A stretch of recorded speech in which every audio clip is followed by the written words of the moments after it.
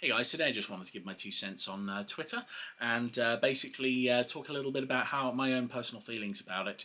So a large number of people are a bit worried because Elon Musk has bought Twitter, and basically he says he's bringing free speech back to the platform. I think that free speech is a good thing.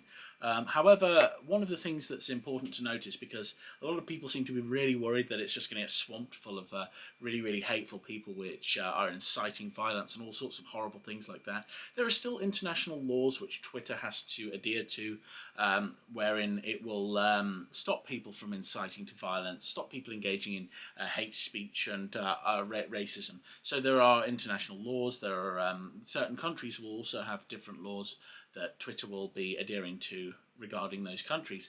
So it doesn't necessarily mean that Twitter is just all of a sudden going to descend into the fiery pits of Hades.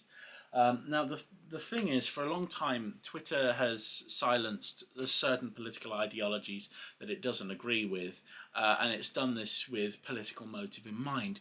And I'm thinking that with Elon Musk coming to the table, we're going to see a lot less of that kind of thing going on, a lot less suppression of one side of a political argument. And I mean, for example, Twitter is against hate speech, or says that it's against hate speech. My account was suspended for hate speech, even though I didn't indulge in it.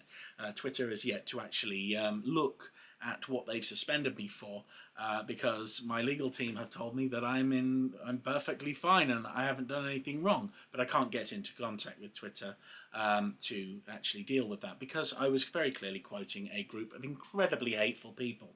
So basically, the fact of the matter is, Twitter actually allows hate speech from certain voices. So, for example, you've got Owen Jones, George Takei, Moira Donegan of The Guardian have all engaged in trafficking of fake news. They've engaged in hate speech against specific groups of people.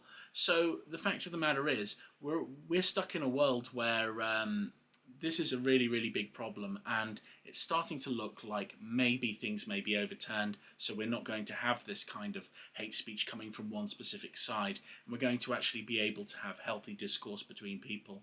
And I think that healthy communication where one side isn't completely suppressed just because their political ideology is different, I think that that is the best way to move forwards and to ensure that everybody's properly represented. And on top of that, that people aren't oppressed. Freedom of speech is freedom for people to actually genuinely feel they can express themselves without being muzzled by a platform, and I think that can only be positive. Anyway, that's my 2 cents. Thanks for watching. Take care and have a lovely day.